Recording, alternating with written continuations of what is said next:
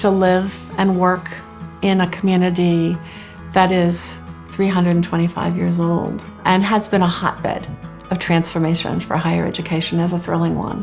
What it takes to lead William and Mary now is a strong sense of attachment to its long history, an appreciation of how much of that history has been driven, anchored by a commitment to the liberal arts, but also by innovation. A liberal arts education teaches students how to live at the edge of knowledge, how to manage complexity, and that's the most important skill for a professional life in any field right now. And research-based teaching is so important. That's something that William and Mary is exceptional in.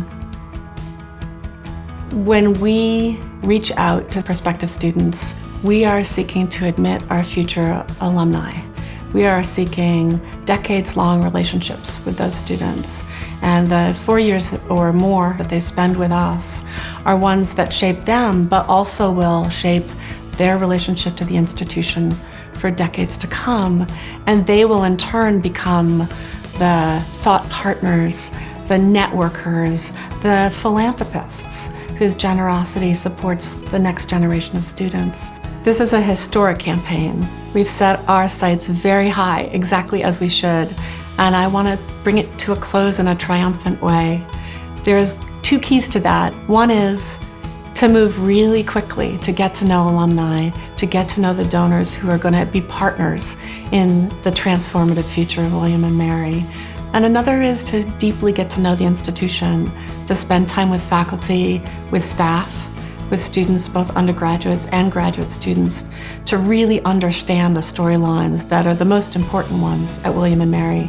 So as I look to the next year, as I think about bringing this campaign over the next few years to a triumphant conclusion, it's that learning that's the most important part of the work that I'll do. I've spent the last 20 years at institutions where access to higher education, affordability has been our highest priority. I'm particularly happy to see that student scholarships are one of the highest priorities of the campaign that I'll be stepping in to lead.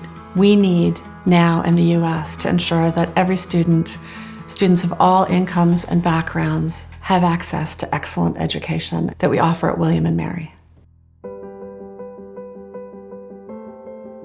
I see diversity and inclusion as accelerating innovation. We know in every field that when you bring new people to practice your discipline or into your profession, that generates new questions, that generates new methodologies, new bodies of evidence are brought to bear. So we need diversity and we need full participation, which is what we mean by inclusion, in order to innovate.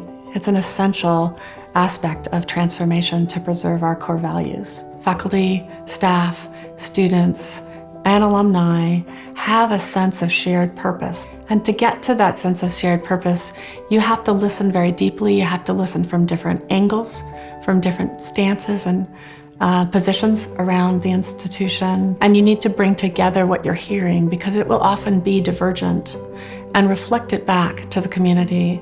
So that role of listening and reflecting back what I'm hearing is one of the important aspects of leadership for me. And I hope to bring those skills and that experience to William and Mary. When I was exploring this opportunity and thinking about what it would mean to be the president at William and Mary, I went to a recent graduate that I know best, and I asked her, what was it about the institution that drew her to it? Because I figured if I could understand that, I would be able to sell that. I would be able to promote that and amplify that. And what she said is that she knew it would be a place that would stretch her. She knew it would be a place that would be challenging intellectually.